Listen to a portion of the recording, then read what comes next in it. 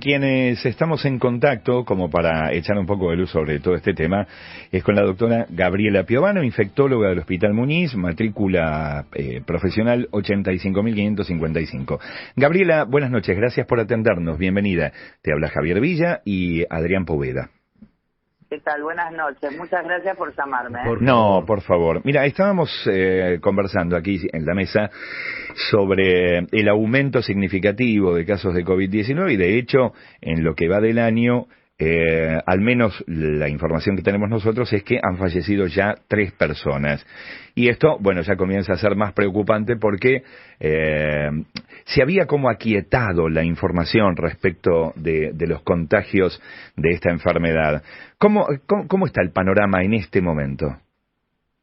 Bueno, lo que sucede es que, digamos, va por oleadas, ¿no? O sea, va haciendo olas a partir de que se generan nuevas variantes frente a las cuales no hay inmunidad, pero sí, digamos, hay una memoria que nos va sirviendo cada vez más a fuerza de infecciones o de vacunaciones de no tener evoluciones de gravedad, aunque, como vos bien lo señalaste, sí, del comienzo del año hasta acá hay 3 fallecidos y en realidad el año pasado fallecía gente, sí, si bien, digamos, con muchísimo menor incidencia, digamos, que en relación a lo que fue la primera y la segunda ola. claramente. Entonces el panorama es que el virus sigue circulando, que lo va haciendo, digamos, de una forma prácticamente silenciosa, silente, ¿no? Dando cuadros gripales que por ahí no se pueden diferenciar mucho, pero de repente en esa circulación surge una nueva variante que lo que vimos hasta acá, por suerte, es solamente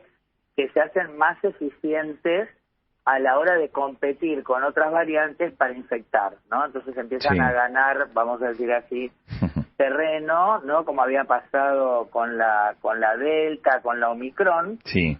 Y bueno, por suerte el hecho de que estemos vacunados masivamente, más la circulación que también genera cierta protección, digamos, para las evoluciones de gravedad, ¿no es cierto? O sea, nosotros no garantizamos que no nos sigamos infectando, pero sí vimos bajar crucialmente el número de personas que se enferman gravemente. Ahora, ¿qué pasa? Después de 3, 4 años todavía hay gente que no se ha vacunado, hay gente que es de lo que llamábamos siempre grupos de riesgo, que o no están vacunadas o tienen 3 dosis o menos de 3 dosis, o esas 3 dosis ya tienen, digamos, un par de años, lo cual los vuelve a ser susceptibles de tener infección grave, y entonces esto es también lo que vemos, ¿no? Que la gente puede fallecer, ¿no?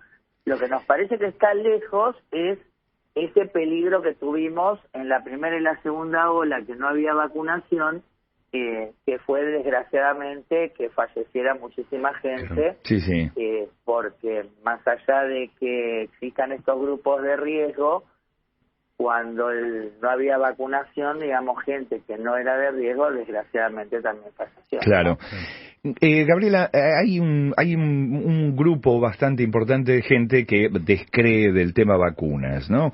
Y francamente no hay mucha información dando vueltas, informando, a ver, bueno, hasta dónde se creció, hasta dónde se siguió investigando y demás. Entonces, y también como el virus muta de manera constante, las primeras vacunas evidentemente se han quedado como vetustas, ¿no? Entre comillas. Y se sigue avanzando todavía en la investigación respecto de... Vos fíjate que lo que vos planteás de estos grupos... son grupos que no tienen honestidad intelectual, porque nosotros ya vimos que fallecieron personas de esos grupos. Sí, claramente. Quiere decir que la teoría que ellos esgrimieron se demostró en la práctica que no es, ¿no? Sin embargo, siguen adelante. Entonces no tiene rigor científico lo que esta gente ha planteado, que desgraciadamente no es solamente con las vacunas de COVID. Nosotros tenemos un movimiento antivacunas mundial que ya ha causado mucho daño, porque han habido rebrotes de sarampión y de otras infecciones, o hemos visto gente morir de por ejemplo, tétanos porque no se vacunó. Sí. Y entonces quiere decir que, por un lado, no es que con la vacunación nosotros eliminamos la circulación de los gérmenes. Claro. Los gérmenes siguen estando ahí, nada más que nosotros estamos protegidos por haber sido vacunados masivamente en este lado del mundo, ¿no? Sí. Por nuestros planes de vacunación. Ujú. Pero cuando esto se abandona, rápidamente aparece la consecuencia. Entonces, ahí es donde vos te planteás, bueno, estos grupos que además tienen un pensamiento terraplanista, se ha demostrado hacia ellos mismos. O sea, estamos con varios ejemplos de personas que han sido visibles marchadores, ¿no?, en contra de los barbijos, en contra de las Sí, vacunas, que murieron. Entonces, o por eso, como nos pasó con el dióxido de cloro, ¿no? Que Sí, bueno, se ahí habló hubo... tanto. Sí, ahí hubo Sin embargo, gente bastante inconsciente, incluso dando clases sobre si tragar lavandina estaba bueno. Me refería en cuanto a la información que hay o la investigación que hay detrás de las vacunas hoy por hoy. Sí, sí. ¿Ha crecido A ver, todo eso? permanentemente, vos fíjate que hace poco vino la vacuna, digamos, que tenía justamente a la variante Omicron Sí. incorporada, porque nosotros, en un primer momento, la migración del virus no contenía la variante Omicron, que Ujú. viene de África, o sea, Sí. viene desde otro punto. El tema es que las vacunas en sí, digamos, si vos la querés mirar en efectividad de evitar infecciones, sí, son vetustas. Claro. Pero si vos lo mirás en su capacidad de disminuir la posibilidad de que la gente se muera, son realmente eficientes. Claro. El tema es que, bueno, Argentina es uno de los pocos países que tuvo una vacunación muy fuerte y muy robusta en relativamente poco tiempo, y el resto del mundo todavía siguen en lugares sin vacunarse, siguen con olas y siguen con cuestiones de fallecimiento. Entonces, se sigue investigando, porque por eso también vos hoy sabés que hay una nueva variante, Claro. por ejemplo, que se habla de la subida de casos. Obviamente que la gente no va a creer que hay 400 casos. Ujú. Hay miles de casos, nada más que detectamos haciendo el estudio 400, ¿no? Claro. Pero lo que sí podemos ver es que no había colas hace 3 meses o 4, no había colas para En los vacunatorios, sí. Y hoy lo ves. Claro. Quiere decir que está subiendo, ¿no? Estamos en comunicación con la doctora Gabriela Piovano, infectóloga del Hospital Muñiz, y bueno, en relación a toda esta nueva, entre comillas, oleada de contagios de COVID-19. La vacuna argentina ha salido finalmente, está en funcionamiento, ¿cómo está ese tema?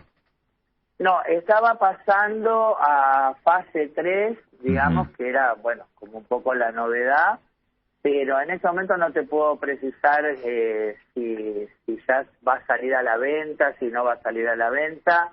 Lo que creo que en ese sentido era importante era destacar que, bueno, por primera vez en Argentina se desarrolla una vacuna, ¿no? Claro. Y eso es pie para, obviamente, plataforma de nuevas, porque a partir de ahí también se nos empieza a plantear por ahí justamente desarrollar vacunas que tengan que ver con nuestras infecciones circulantes, ¿no? Como también, por ejemplo, ahora está pasando con el dengue. Claro. Sí. Por ahí lo que nos preocupa en este momento es todo este debate con respecto al Estado, ¿no? El rol del Estado con respecto a esto, porque si las vacunas las tiene que pagar la población, realmente se hace muy cuesta arriba, porque pensá que cada dosis de cualquier vacuna está arriba de los 50.000 pesos. Claro, sería imposible para cualquier bolsillo en este momento. Para cualquier bolsillo sostener, inclusive, sobre todo en el tema más crucial, que son los recién nacidos, ¿no? O sea, las personas a partir de los 2 años que empieza la vacunación de la mayoría de las cuestiones,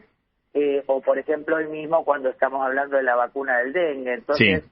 fíjate también que si nadie las va a comprar, tampoco se van a producir. Entonces, Claro. es toda una cadena de mucha preocupación para aquellos que trabajamos en salud, ¿no es cierto? Sí, Tengo es entendible. una consulta. La tercera fase sería la fase última, la fase final, digamos, de la aprobación.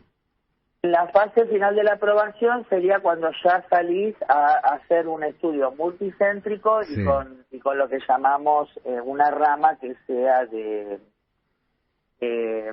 no me va a salir de placebo, Exactamente. con una rama de placebo y digamos contrapesando las personas que recordemos otra vez que acá vemos los casos de gravedad. Y después tenés la fase 4, que sería cuando ya sale a circular, digamos, a la venta masiva, que fue lo que pasó en Argentina ya cuando se empezó a vacunar, y en el mundo, ¿no? ¿Se acuerdan que aparecían los efectos, por ejemplo, 1 cada 5 millones de personas? Claro. Sí, y bueno, sí, obvio. Lo que pasa es que es muy raro, o hasta acá no se había dado, que se vacune a tantos millones de personas al mismo, digamos, en un tiempo, ¿no? Corto. Lo cual nos daba esta medición, por ejemplo, que por ahí en la práctica cotidiana obviamente es muy raro que veas ese efecto, ¿no? En el caso de que se apruebe nuestra vacuna, ¿en cuánto tiempo podría salir y aproximadamente el costo sería el mismo?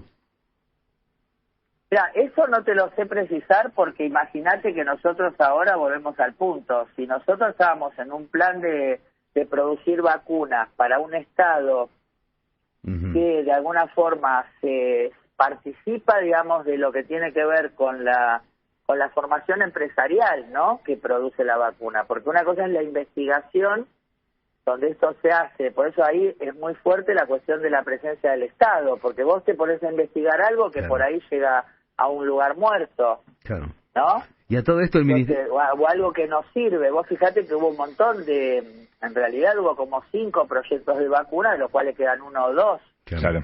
Si yo solamente me acoto a los que van a tener éxito, no voy a hacer ninguno, ¿no? Pero bueno, suponete que llegamos al resultado, digamos, de las primeras dos etapas, que son preclínicas, digamos, que son de laboratorio, y ya después arrancás la fase 1 clínica, que es con una persona, ¿no? Y de una persona nos vamos a 10, y eso lleva un tiempo también. Bueno, toda esta etapa, digamos, se hace bajo la investigación a cargo, digamos, más grosso de parte del Estado, ¿no? En cualquier lugar del mundo. Justamente iba hacia ahí. Eso se hace en el mundo, eso se hace en el mundo. Es muy difícil que el privado invierta en investigar cosas si no es que va a priori a tener resultados. Y esto también es grave, porque a veces han tenido resultados forzados para responder al interés del privado que financió la investigación. Bueno, convengamos, Gabriela, que también existe y está bastante asentada la idea de que se crea una enfermedad para luego crear vacunas, para crear un mercado, para salir con eso. Entonces, viste, ahí es una bomba bastante grande eso. Te lo acepto perfectamente en países como son los países, sobre todo Estados Unidos, donde realmente se vive de que la gente se enferme. Entonces, ahí en ese caso sí te acepto, y por eso ahí se mezcló mucho la cuestión de la Pfizer y la Moderna, que eran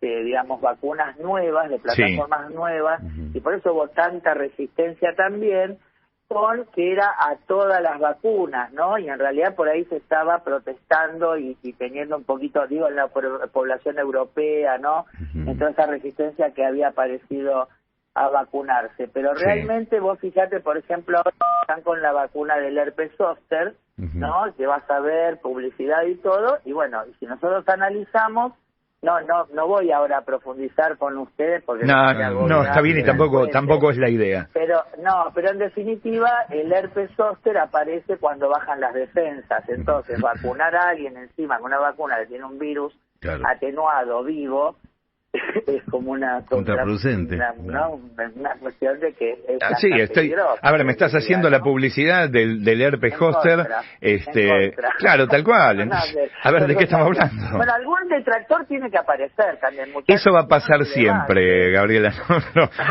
No demos vuelta. Eso va a pasar siempre y en todos los aspectos.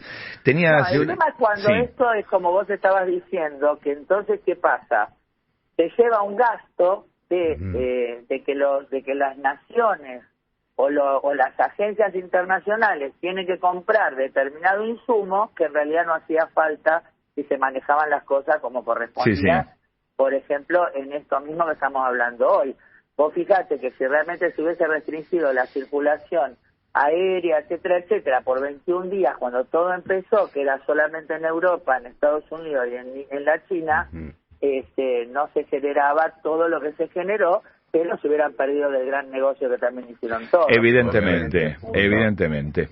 Eso sí hay que admitirlo. Gabriela, con respecto al Estado, ¿el Ministerio está trabajando en algo? ¿Hay, digamos, alguna resolución? ¿Se sabe algo? ¿Hay alguna novedad al respecto? Mira, nosotros lo que vimos hasta ahora fue que, bueno, con la cuestión esta del DNU y el retiro de los ministerios, pero bueno, el Ministerio de Salud no se cerró, no se degradó a secretaría, lo cual, bueno, para nosotros es, digamos, auspicioso porque realmente ya tuvimos esta experiencia y nos fue mal, pero la verdad que en este momento también ya empieza a circular gente que empieza a quedar, digamos, sin medicación oncológica, ¿no es cierto? Todo esto que estamos hablando, que por ahí el presidente no ha entendido, que no es que es cuestión de bolcheviquismo, es cuestión de que el Estado después sí, que te digo, ¿no? Cuando una vez que se encuentra la droga o se encuentra el estudio, ya sí se va a una mano privada,